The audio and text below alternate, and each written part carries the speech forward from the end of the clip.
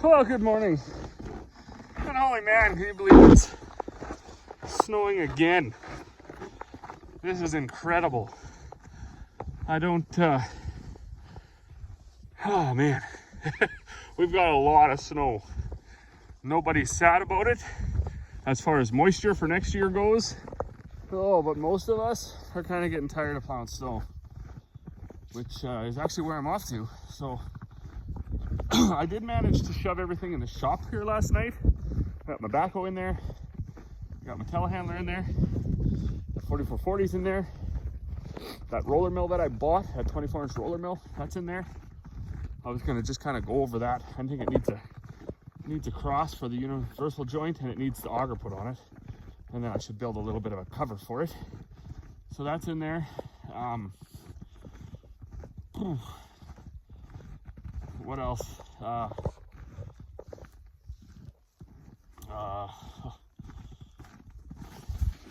Oh, this water tank. So I had shoved this water tank in here, drill a hole in the bottom of it, and put a, I'm not exactly sure how we ended up on this, but we got an 1.25 inch valve. I didn't even really know they made stuff in every single different size, but they do. So we're coming out of it with a 1.5 inch fitting down to a 1.5 inch elbow, and then 1.5 inch down to a 1.25 inch reducer, and then 1.25 inch nipple into a 1.25 inch valve. The reason we did that is because we just had some of that stuff. So actually all we bought was the 1.5 inch bulkhead fitting, threaded bulkhead fitting. So anyways, I just drilled this hole last night, and then I siliconed that nut for the bulkhead fitting on the inside, so hopefully I can just thread that on there. And then this unit is going to be my Zamboni. I'm going to hook a big mat that I rolled up in a heavy treated, or not treated, sorry, a rough 3x piece of lumber. Look how bad that seal's leaking. Definitely going to have to get on that. Got like, gross. Anyways, focus here. So I'm going to chain that to the back of this, and then I thought I had one of those electric valves from our old sprayer. I still got to look over there and see if there's one there. It'd be nice to put an electric valve on this so you can turn the water on and off from the cab of the tractor. But yeah, we're going to pull this behind the tractor. I'm going to fill it up with the hot seat, or at least steam the water, get it cooking hot in there. And then when I go to flood the rink, I'm gonna have that hot water coming out onto that mat, and then that'll drag around and it'll smooth it out. 2-3 years ago, the last time we built a rink and actually had quite a bit of success with it, I pulled my quad sprayer behind my quad, and I'd bring my quad sprayer over here and I'd fill that up with the hot seat, nice hot 80-degree water. And then I took the nozzles off the quad sprayer so it just dripped out. And I drug the mat behind the quad sprayer, and it worked really, really well. Like, it made amazing ice. The key is hot water once you get this all done. And that's why it's not so important that your rink is smooth right off the bat. It's obviously just more important that you get the base and a good thick sheet of ice. And then once you start to go at it with your hot water, that's when you really get it smoothed out and stuff. And I bought this jack in town the other day. Corey and I ran in on Monday, go look at some things at Ritchie Brothers, which we were not successful in buying because, well, 2 reasons. I am extremely cautious and cheap. So as I watch canola plummet to sub $12, it's like $11.60 today or something, put the checkbook away, because she's going to be tougher to make money at $11.70 than it was when it was just over 14, and I wasn't smart enough to sell any then. So we're in it for the long haul. So we will just, like I say, put the checkbook away for a little bit. But I did buy this because I needed that, and I'm going to weld it on here. And then, yeah, this is that roller mill that I bought. I've already sprayed it all with lube, so everything should be loosened up. Everything that's going to be loosened or loosenable, it's not seized like it's welded. I did have it running, but I never put anything through it yet. The auger's sitting right there. You got to put it on here, and then this guy will be ready to go we'll be able to get it tried out.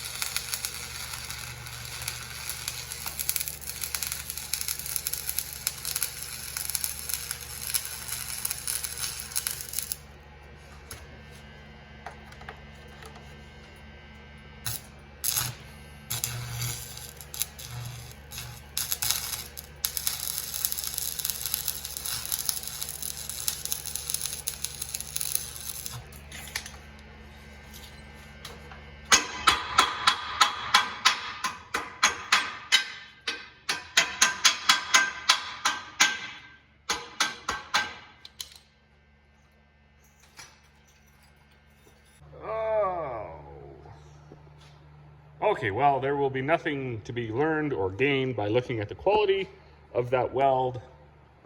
Both structurally and visually, it's going to be lacking, but I don't care. So all it was designed to do was hold that jack on, and even if that jack falls off, whatever, I'll just bring it back in here and weld it on again. That is the reason, 100% of the reason, why I had my neighbor, who is a welder, come and weld the hitch on our cultivator for our anhydrous tank, because that's something you don't really want to fool around with. You know, when they break off in the field is one thing. You know, if you're unfortunate enough, it rips the hose off and you lose all your anhydrous and you got to drive upwind so you don't die. That's just a financial loss and damage. If you lose it on the highway, when you're going from field to field and the tank's open, which you're not supposed to do, then you got a whole other mess of problems. So something like that, we take much more seriously and we call in an expert. Things like welding a hitch, jack to a hitch, meh, whatever. I do that myself. It's good to learn, good to practice. I doubt it will fall off. There's quite a bit of weld on there. I put a little gap, but like I say, both structurally and visually unimpressive. It is absolutely amazing how white and gray it all is. Unreal. Wow, wow, wow. It's a feeble attempt here too, as it's still snowing, but the molasses truck is on his way, so he's gonna need a path to get to the tanks, and I don't feel like wading through the snow. Look at the roof of that shop. Everything just covered in snow.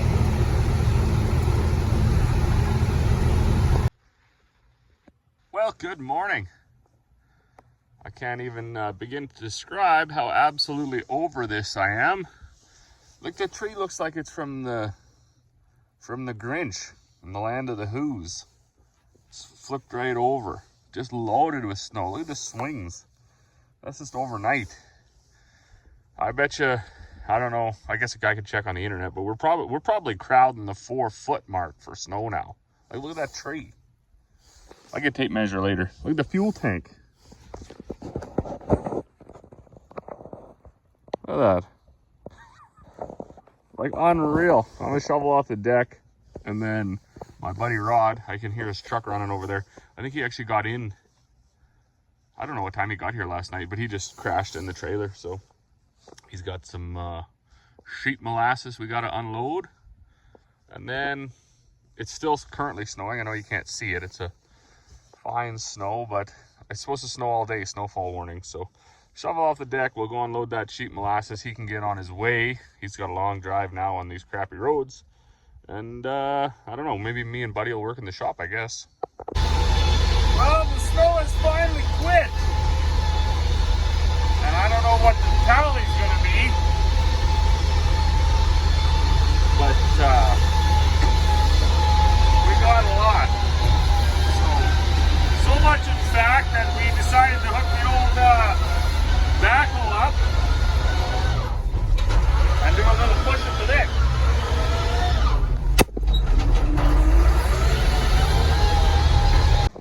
Well, good morning.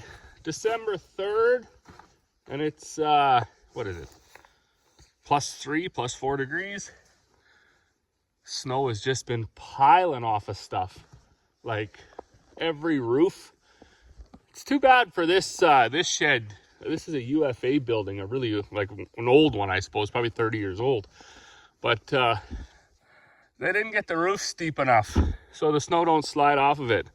Like you see our big shed over there, all the snow's already slid off of it. This guy, I don't know, it never does. But everything else, all the bins,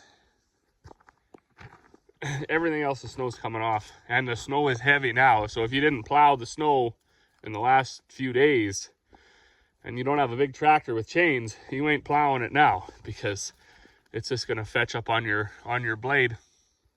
That's one thing I didn't actually do up there around the bins. I didn't plow the snow, I just plowed the path for the trucks to get out. But anyways, today we got back into rolling and grinding yesterday. So we made, I don't know, 11 tons of grain. And then Corey and the kids actually bagged up like 100 and some little bags. So that was good. Now we got to get ready for the Triple G truck. They're bringing a master feeds load of stuff. So we got to make some room in the shed here for it. Get some of these bags pulled forward. And some of this garbage cleaned up. Would be nice to have a skid steer, but they don't give those things away. We've been watching on a couple auctions, and they just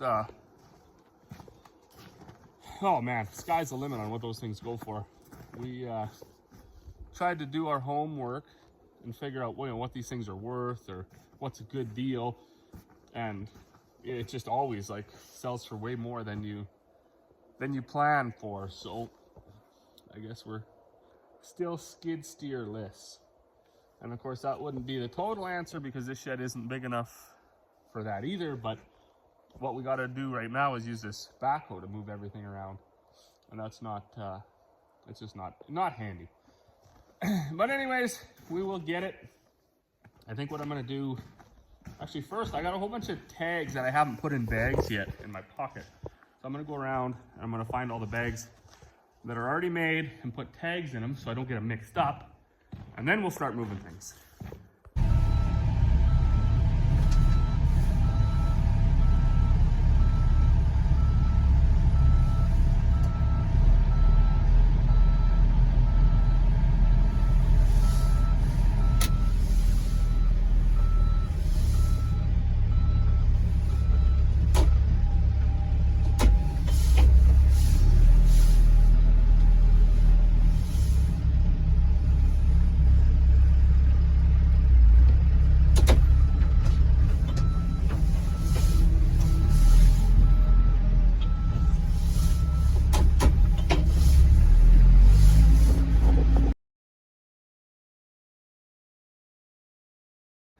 All right, guys, well, this has been just a hodgepodge of videos, and it's now just about 4 o'clock. I'm gonna run off and do a little hockey. So we've gone from like -30 a couple days ago to +7 yesterday. The deck was totally bare. Now it's -5. It rained like 2/10 of an inch, 3/10 of an inch today. Then it started snowing. So it's awful, it's miserable. I tried to fill my bins. I got the truck going, I got the auger set up, and then it just started snowing like crazy. Had a couple master feeds reps here today, so we were chatting a little bit, and well, whatever. The day just got away from me. So hopefully you enjoyed whatever you saw, and we will see you all on the next one.